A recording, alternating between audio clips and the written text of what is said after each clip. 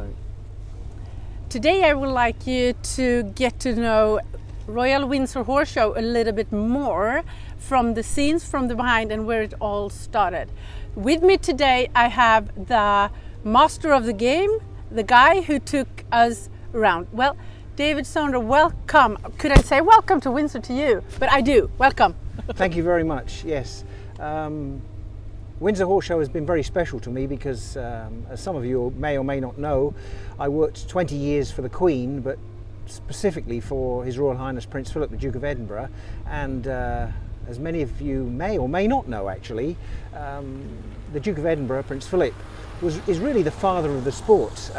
He went to Aachen many years ago as president of the FEI, and in them days I think Aachen just had dressage and cones, and people used coaches, and he rode on one of the carriages with somebody, and he thought this is a good sport.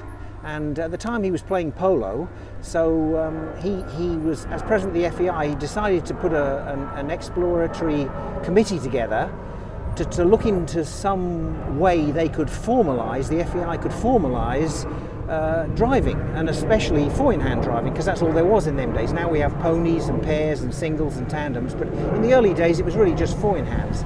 And so he put together a committee as president of the FEI, and they base it all on combined training, which is military, as you call it, military riding. And we came up with this formula of a 3-day event. And it was actually in the early days, some of you probably don't know this, but in the early days there was actually 4 stages of driving.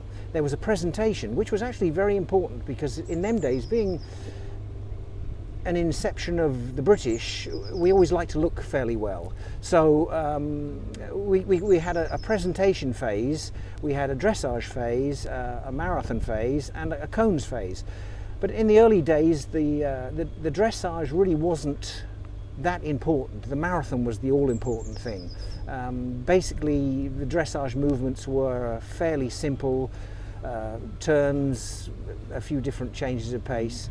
But the marathon was really the big thing, and generally if you finished the marathon you were the winner, because I remember in the early days I was the Duke of Edinburgh's coachman, i.e. I was his trainer, confidant, timekeeper, byfarer, backstepper, tea maker, whatever, and my first job in the morning was to take a long piece of cord and start at the splinter bar and tie the wooden pole on, and then tie the lead bars on.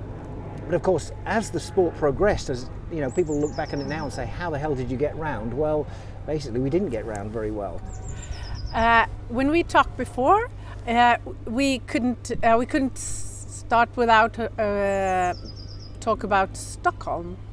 Since I'm from Sweden, and I know Nicky Paulson, Thomas Eriksson, Christy Paulson, and all the guys that was there, please take us around Stockholm. Well, also, Sweden was really one of the major players in the early days. The Swedish royal household obviously came here, a lot of the Swedish drivers came here, and I mean, I can remember going to shows in Flying, in Åstorp?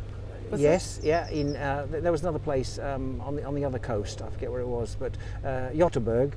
Was it Tjolöholm? Tjolöholm. Yeah. That's a beautiful castle, yes. also. And then of course the first World Equestrian Games the year before, they had a warm-up show, and I went to that. And a funny story actually, and this is very British and very Swedish mentality. I was a young, spunky driver in them days, thought I was, you know, impervious to any sort of thing going wrong, and I'd walked this obstacle and decided how to drive it, and was going to drive it that way. But unknown to me, over the 60 odd competitors that were at the World Championships in them days, 60 or 70 drivers, it had grown very deep, the sand had grown very deep, and unbeknownst to me, many four-in-hand drivers, much more famous than me, had actually got stuck there and were kind of pushing their horses a little bit too much, shall we say. And the Swedish crowds are very, very knowledgeable and very, very horse-friendly. And there was a few boos, there was a few legs over the pole, there was a few legs over the traces, there was a few legs over the bars. And but this all went on without me knowing. So I get to this obstacle thinking I'm going to make this turn, and by the way, we were 2.5 meters into 2.5 meters with no delayed steering. So in them days you really had to drive. Well, I get into this marathon obstacle and get hopelessly stuck. And I looked down and the crowd all went quiet, and I thought, well, that's strange. And I tried to back them up, couldn't go forward, couldn't go sideways. So I lifted my hat and said, "Thank you very much, I'm retiring." Well, the crowd burst into applause. And I thought, well, that's strange. So I walked back to the finish. And the Swedish television crew jumped on the back of the carriage and said, and I said, no, I'm retiring, I haven't won, you don't understand. No, we'd like to interview you. I said, okay, fine. Why did you do what you just did? I said, well, I'm here because I have to be here. The horses, I'm here because I want to be here, I should say. But the horses are here because they have to be here. And I said, there was no way I was going to get out, so what's the point? And they said, well, did you hear that other people had problems in this hazard? And I said, no, because in them days radios were a luxury. No one knew about radios, and cell phones weren't until Mr. Ericsson built them. I mean, nobody knew anything about cell phones. And they said, well, other people had other problems. You know, why didn't you press your horses? And I said, well, I knew that we were kind of stuck. Well, that night in the hotel, several Swedish people came up and said, oh, you've just been on Swedish television.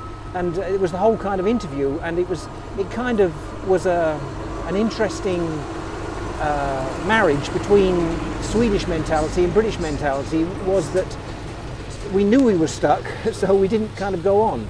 And of course nowadays it's completely different. We have quick release, people go a lot faster, and but having said that, you know, I was Steward General for the driving for the USA for nearly 20 years, and one of the major problems that we have in the sport is that, you know, people really want to press their horses too much, and of course in the heat of the moment it's easy to do that, but sometimes you have to be.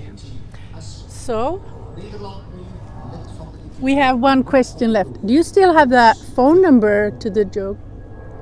To the where? To that joke of the Prince Philip. The phone number? Yeah. The mobile phone number. Oh, the mobile phone number. No. Okay. No. And then I'm saying thank you so much for taking your time, and especially I hope you will have a great day here, and no rain. No rain. Well, I think it's going to rain. But the other thing, just quickly, is Windsor Horse Show was the first European Championships. This was actually the venue for the very first competition. So it was. Thank you so much. No problem. Okay, see you. Bye. Cheerio. Hey, door.